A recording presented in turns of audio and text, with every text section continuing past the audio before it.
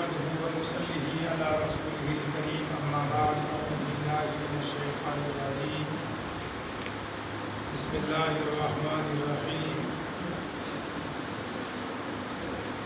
شهر رمضان الذي أنزل فيه القرآن صدق الله مولانا العظيم وصدق رسوله النبي الأمين المتين المعين الكريم ونحن على ذلك لمن الشاهدين والشاكرين والحمد لله رب العالمين.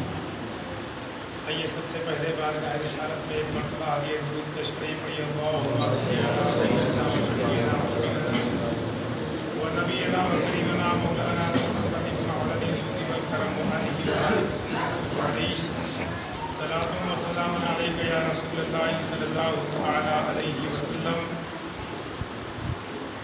حضرات محترم، یہ رمضان المبارک کا آخری جمعہ ہے جسے ہم جمعۃ الوداع کے نام سے جانتے ہیں. کچھ چھوٹی چھوٹی مسائل ایسے ہیں جو آپ کو بتا دینا چاہتا ہوں کہ ہر آدمی سوچتا ہے کہ ہم جمعے کی نیت اب تک باندھتے رہے، آج جمعہ ہے تو کیا کیسے نیت باندھیں. آپ جیسے جمعے کی نیت ہمیشہ باندھتے رہتے تھے ویسے ہی جمعے کی نیت باندھیں کہ جمعہ ہی کہیں گے. اگر نہیں آپ کو تسلی ہو رہی تو جمعۃ الوداع کہہ دیں. نیت کی میں نے 2 رکعت نماز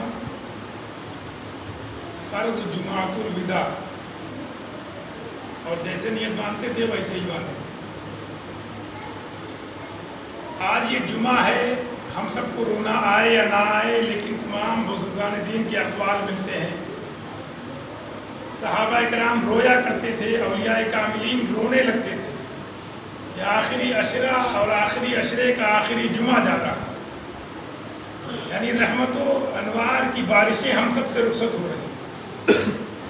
پورے مہینے جو شب و روز رحمتیں نازل ہوتی ہیں، اور جمعے کے دن خاص کر آخری جمعے کے دن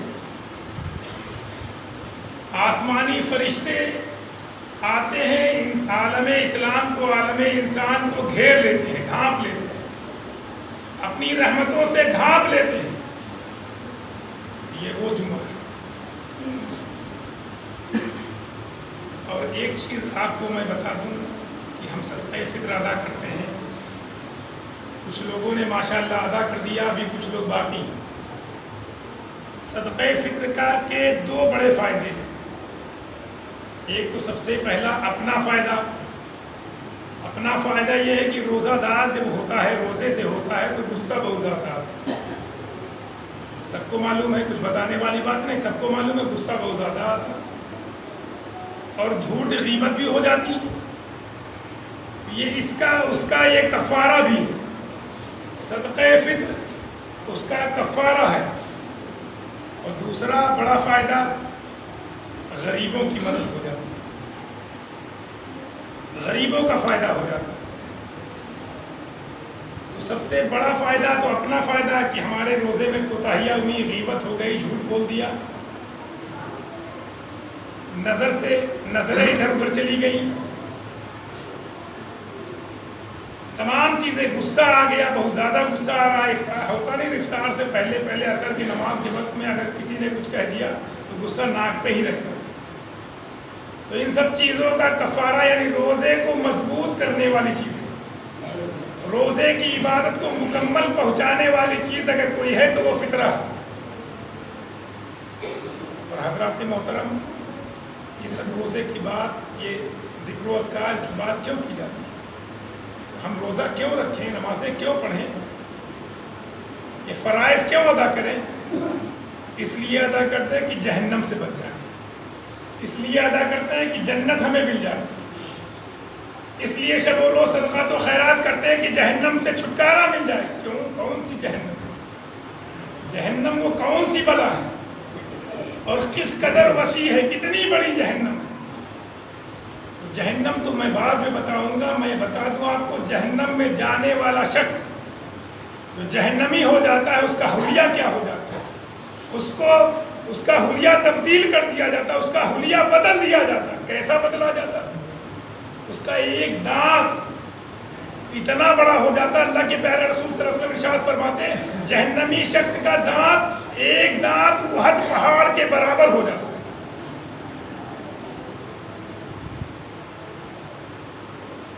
دل دہلنے والی باتیں ہیں کہ نہیں ہیں؟ رونا آتا ہے کہ نہیں آتا؟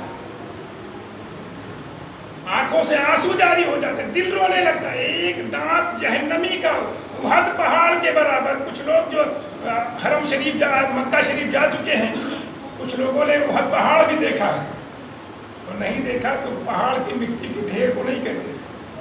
پہاڑ اسی کو کہتے ہیں جو ہزاروں ٹرالیاں مٹی ہو, ہزاروں من پتھر ہو, ادھر سے ادھر دکھائی نہ پڑتا, اسے تو پہاڑ کہتے ہیں. اور احد پہاڑ جو لوگ سعودی عرب جا چکے دیکھ بھی چکے ہیں, ایک دانت جہنمی کا اتنا بڑا ہو. جہنمی کتنا لمبا چوڑا بھاری ہوگا. ماشاءاللہ جتنے لوگ سعودی عرب جا چکے ہیں, عمرہ بھی کیا ہوگا, حج بھی کیا ہوگا, مکے سے مدینہ, مدینے سے مکے کا سفر بھی کیا ہوگا. تقریباً 400-450 کلومیٹر کی دوری ہے کہ نہیں مکہ مدینہ کی. آقا صلی اللہ علیہ وسلم ارشاد فرماتے ہیں کہ جہنمی کے بیٹھنے کی جگہ مکے اور مدینے کا فاصلہ ہے. ایک جہنمی شخص کے بیٹھنے کی جگہ, یعنی ایک جہنمی شخص بیٹھے گا تو اس کو جگہ مکہ اور مدینے کے درمیان کی جگہ چاہیے. قسم خدا کی سوچو کتنی بڑی جہنم ہو. ایک جہنمی, اور وہ جہنم. قرآن پاک اٹھاؤ, سورہ مدثر اٹھاؤ, اور قرآن پاک میں جہنم کے کئی ایک نام آئے ہیں. کہیں نار کہا جا رہا ہے, کہیں جہنم کہا جا رہا ہے, کہیں کا مطلب بہت سارے نام ہیں. اتنی بڑی ہوگی اور بار بار آواز دے گی, اے پروردگار ابھی پیٹ خالی ہے, ابھی میرا پیٹ نہیں بھرا. بار بار منہ کھولے رہے گی, آواز دے گی, کیونکہ جہنم کے زبان بھی ہوگی, جہنم کے کان بھی ہوں گے, جہنم کی آنکھیں بھی ہوں گی.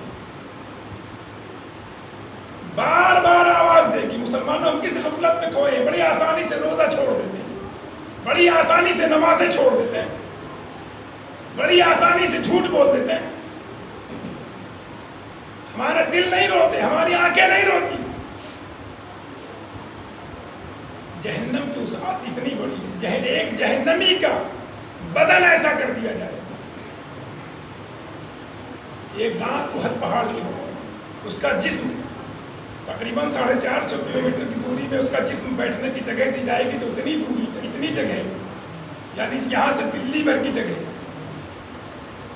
حضرات محترم ذرا سوچو, اگر اس جہنم میں ہمیں ڈال دیا گیا, اس جہنم کی, اور جہنم میں بھی کیٹاگری ہیں, طبقات ہیں, الگ الگ اس کے مقامات ہیں. یہ نچلا حصہ ہے, یہ درمیانی ہے, یہ اچلا ہے. اس میں زیادہ گناہ کرنے والے جائیں گے, اس میں کم گناہ کرنے والے جائیں گے, اس میں بہت زیادہ شرک و بدعت کرنے والے جائیں گے, اس میں نبی کی نافرمانی کرنے والے جائیں گے. الگ الگ طبقے اس میں ہیں. اور ایک چیز یہ بھی میں بتا دوں, اگر ہماری آنکھیں روئی ہیں, اگر ہمارا دل رویا ہے, اگر ہم نے گڑ گڑا کر رب کی بارگاہ میں, رب عز و جل کی بارگاہ میں التجا کی ہے, قسم خدا کی ہمیں بہت سارے ہمارے پاس ایسے مسائل ہیں, ایسی دلیلیں ہیں, ایسے چیزیں ہیں ہمارے پاس کہ ہم چاہیں جہنم سے بچ سکتے ہیں. جہنم سے بچنے کے بہت سارے ذرائع ہیں, بہت سارے وسائل ہیں, لیکن ہم بچنے کی کوشش نہیں کرتے. ایک شخص کے بارے میں حدیث پاک کے الفاظ ہیں کہ آقا صلی اللہ علیہ وسلم ارشاد فرماتے ہیں, ایک شخص جہنم کی طرف جا رہا ہوگا. سبھی لوگ ذرا سمٹ کے بیٹھ جائیں, پیچھے والوں کو موقع دیا جائے, پیچھے والوں کو بھی جگہ مل جائے, سمٹ کے بیٹھ جائیں.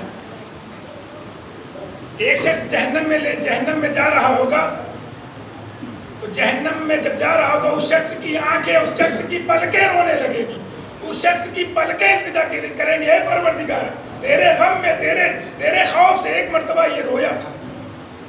اس کی پلکیں, یہ ہماری تابع نہیں ہوں گی. ابھی آج ہمارے تابع ہاتھ ہیں, آج ہمارے تابع زبان ہماری ہے, آج ہمارے تابع ہماری آنکھیں, ہمارے کان ہیں, آج ہمارے تابع ہمارے جسم کے سارے اعضاء ہیں. اس وقت ہمارے تابع نہیں ہوں گے. ہم جو چاہیں گے نہیں بول سکتے, جو چاہیں گے نہیں کر سکتے. وہ آنکھ کی پلکیں کہیں گے, اے پروردگارہ یہ رویا تھا, تیرے خوف سے رویا تھا, اے پروردگارہ تو اس کے جسم سے مجھے جدا کر دے۔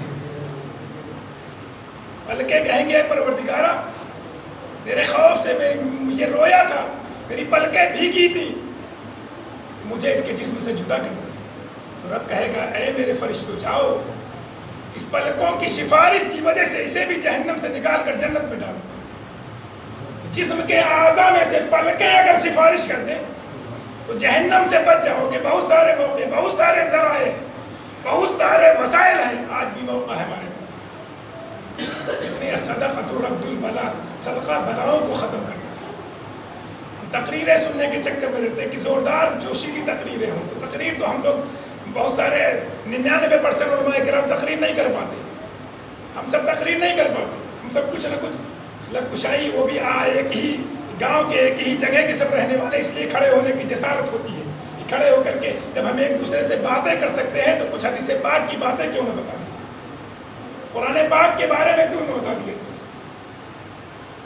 اور اس میں ایسے ایسے عذاب ہوں گے، حفاظ کرام سے پوچھو، حمیم کا ذکر آیا قرآن پاک میں، غسلین کا ذکر آیا قرآن پاک میں۔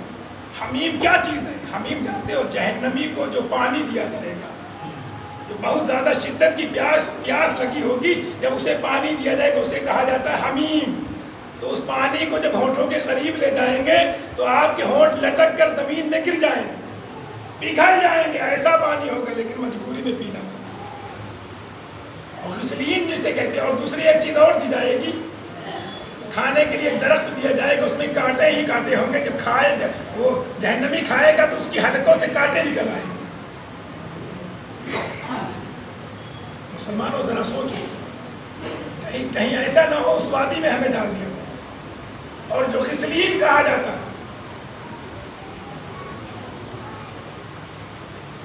ایک چیز میں اور بتا دوں آپ کو، بہت سے لوگ سوچتے ہوں گے کہ ہاں چمڑیاں جلا دی جائیں گی، ہمیں جہنم میں ڈالا جائے گا، پگھل جائے گی، یہ کھال پگھل جائے گی، پگھلنے کے بعد پھر دوبارہ کھال کو ویسے ہی پیدا کر دیا جائے گا۔ کیوں کیا جائے گا؟ تاکہ بار بار تمہیں جہنم کی آگ کا مزہ چکھو، بار بار ذائقہ لے۔ ہوتا نہیں کہ شام کو ہم نے اچھا اچھا کھا لیا، چکھ لیا، تو ایسا کوئی نہیں کہ بس کام ختم ہو گیا، صبح ہو تو اچھا ہی ملے، زبان کو ذائقہ اچھا ہی رہے۔ ویسے ہی جہنم کی آگ اگر مثال کے طور پر ابھی بار بار جسم کے اوپر کوڑے لگائے جائے، ہوتا نہیں کہ سن پڑ جاتا، تو مارتے رہو فرق ہی نہیں پڑے گا۔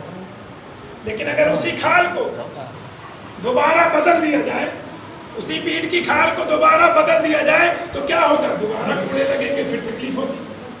ویسے ہی جہنمیوں کی جسم کی کھالوں کو بار بار بدلا جائے گا، بار بار بدلا جائے گا، بار بار مزہ چکھایا جائے گا۔ تو مسلمانوں اگر ہمیں بچنا ہے، مسلمانوں اگر ہمیں جہنم سے بچنا ہے، ابھی موقع ہمارے پاس ہے۔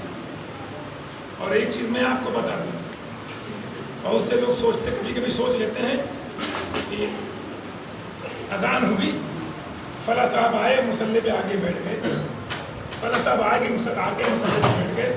ارے مسلمانوں، یہ مسجدیں بھی آواز دیتی ہیں۔